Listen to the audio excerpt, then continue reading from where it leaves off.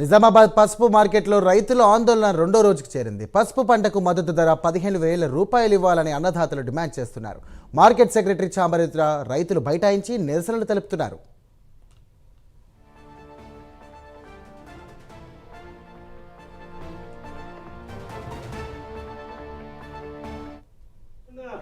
కుప్పకు రెండోసారి వేలం వేసిరని చెప్పేసి మల్లన్నపై చెప్పితే ఆయనకు 1000 రూపాయలు బహుమతి.